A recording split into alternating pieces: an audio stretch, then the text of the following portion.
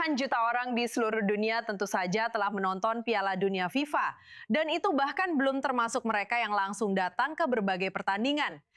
Kita tahu ada pertandingan seru antara dua rival terkenal, yaitu Inggris dan Argentina. Nah, seorang penulis asal Inggris mengingatkan kita tentang bab yang terlupakan dalam sejarah sepak bola, yang di Amerika kita sebut soccer.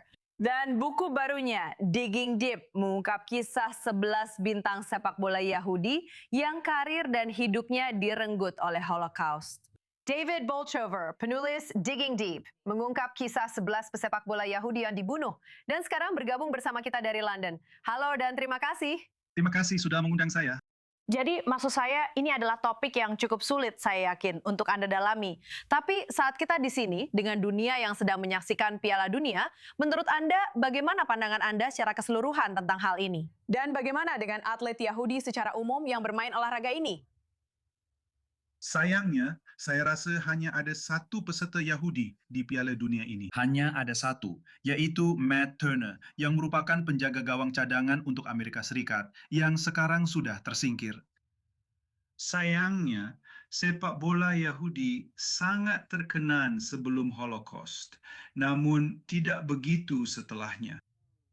Jadi kamu memulai bukunya dengan sebuah pengamatan yang menarik. Kamu bilang jika kamu meminta sebagian besar orang Yahudi untuk menyebutkan seorang pesepak bola hebat, kebanyakan akan kebingungan, terutama orang Amerika. Karena memang kamu tahu, para pemain sepak bola tidak terlalu terkenal seperti yang kita kenal dari NBA dan NFL misalnya.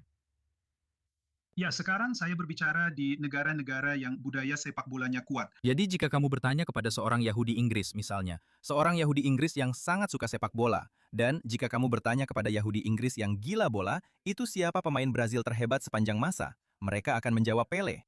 Jika kamu bertanya kepada mereka siapa pemain Argentina terhebat sepanjang masa, mereka akan mulai berdebat apakah itu Maradona atau Messi dan sebagainya. Tapi jika kamu bertanya kepada mereka, siapa pesepak bola Yahudi terhebat sepanjang masa, mereka akan kebingungan. Dan sebenarnya, yang mungkin mereka lakukan adalah mulai tersenyum, bahkan tertawa. Tapi, yang mereka lakukan saat tersenyum atau tertawa sebenarnya adalah menertawakan Holocaust. Mereka menertawakan hancurnya ingatan kolektif Yahudi setelah Holocaust. Karena yang terjadi adalah, para pesepak bola Yahudi hebat ini hanya ada dalam ingatan begitu banyak orang yang juga dibunuh. Dan karena itu, ceritanya pun terhenti begitu saja. Wah, jadi penelitian ini memakan waktu 6 tahun. Apakah ada satu pemain tertentu yang memicu dimulainya proyek jangka panjang yang sangat mendetail ini? Jadi buku terakhir saya tentang Bela Goodman, yang merupakan pelatih sepak bola Yahudi terhebat sepanjang masa, dia selamat dari Holocaust di Hungaria. Lalu dia berhasil memenangkan Piala Eropa 2 kali bersama Benfica dari Lisbon. Dan ketika saya meneliti kehidupannya, saya menemukan dunia yang benar-benar baru. Dunia yang sama sekali tidak saya ketahui. Meskipun saya adalah penggemar sepak bola fanatik dan sudah menjadi penggemar sepak bola sejak usia sangat muda. Saya juga sangat tertarik dengan sejarah Yahudi. Saya sama sekali tidak tahu tentang sejarah ini. Tetapi ketika saya membaca tentang Bela Goodman, saya menemukan dunia ini karena rekan satu timnya, pelatihnya, para penggemar, semua orang, begitu banyak orang yang terlibat dalam sepak bola di Eropa Tengah dan Timur adalah orang Yahudi. Dan mereka benar-benar memainkan peran penting dalam perkembangan sepak bola seperti yang kita pahami saat ini. Wow, itu sangat menarik. Kamu juga mendengar bagaimana Holocaust telah memengaruhi begitu banyak cabang olahraga. Maksudku, kamu mendengar kisah para petinju. Maksudku, ada banyak pegulat dan petinju hebat. Kamu tahu, yang banyak dari mereka harus menghibur Nazi di kam-kam. Kita sudah pernah mendengar beberapa kisah ini. Saya membayangkan ini terjadi di banyak cabang olahraga, bukan hanya sepak bola saja. Tentu saja, memang begitu. Dan saya fokus pada sepak bola karena dua alasan. Pertama, itu adalah kecintaan saya. Dan untuk menyelesaikan penelitian sedalam ini, seperti yang Anda katakan, saya butuh 6 tahun. Anda harus punya kecintaan yang besar untuk menuntaskannya. Tapi juga, sepak bola tentu saja adalah olahraga paling populer di dunia. Dan apa yang memungkinkan saya lakukan lewat buku ini, selain hanya menceritakan kisah 11 pemain ini, karena saya jelas harus menceritakan situasi hidup mereka, latar belakang mereka, dan apa yang sebenarnya terjadi pada mereka. Pada akhirnya, saya berhasil membicarakan sejarah Yahudi abad ke-20 dan Zionisme serta kelahiran Israel. Lewat kisah 11 pemain ini. Kamu tahu, satu hal, jelas kita tahu sepak bola, kurasa bisa dibilang olahraga paling populer di dunia. Aku tidak bisa memastikan itu. Kamu pasti tahu itu. Tapi anak-anak Israel semua bermimpi menjadi Messi atau Ronaldo di sini. Jadi jelaskan bagaimana rasanya berada di momen ketika semuanya seperti kembali ke titik awal. Kini kita ada di Israel. Negara ini telah lahir dan ada banyak atlet muda yang menjanjikan tumbuh di sini saat kita berbicara. Ya, saya berharap impian saya adalah melihat buku saya diterjemahkan ke dalam bahasa Ibrani. Dan saya berharap para pesepak bola muda di Israel akan menghargai bahwa mereka mengikuti tradisi yang gemilang dan kaya dari para pemain sepak bola Yahudi hebat.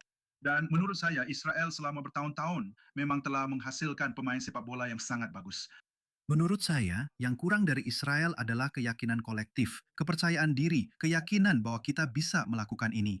Dan saya pikir jika mereka memahami bahwa mereka adalah pewaris tradisi besar, itu akan meningkatkan kepercayaan diri mereka dan membawa mereka menuju lebih banyak kesuksesan. Ya, kami juga baru saja menuntaskan Maccabiah Games yang sangat menyenangkan karena begitu banyak pemain bisa datang dan berada di Israel. Maksud saya memang ada banyak kebanggaan seputar kemampuan atletik dan juga kebangkitan kembali. Tentu saja, dan Anda tahu, sepak bola dan olahraga memiliki sejarah yang hebat di kalangan Yahudi. Dan itu benar-benar muncul bersama gerakan Zionis. Filsuf Zionis Max Nordau mencetuskan gagasan tentang Yudaisme berotot. Dia percaya bahwa orang Yahudi harus keluar dari gaya hidup religius mereka di Yesifa dan mereka harus menjadi bugar serta sehat. Mereka harus berolahraga dan belajar bagaimana membela tanah air mereka sendiri. Dan begitulah semuanya dimulai. Dan ada tradisi besar klub sepak bola Zionis, klub olahraga Zionis di seluruh Eropa Tengah dan Timur. Dan klub-klub Israel sekarang, Maccabi Hapoel, adalah pewaris tradisi besar itu. Ya, satu hal lagi. Aku tahu ini agak random dan kamu pasti lebih tahu karena kamu paham sepak bola. Bisakah kita menganggap David Beckham sebagai pesepak bola Yahudi? Karena bukankah dia terbuka tentang punya salah satu kakek atau nenek yang Yahudi, benar? Benar, memang begitu. Dan menurutku, orang Yahudi memang mencari-cari siapapun pesepak bola hebat yang bisa mereka klaim dan mengatakan bahwa mereka adalah Yahudi.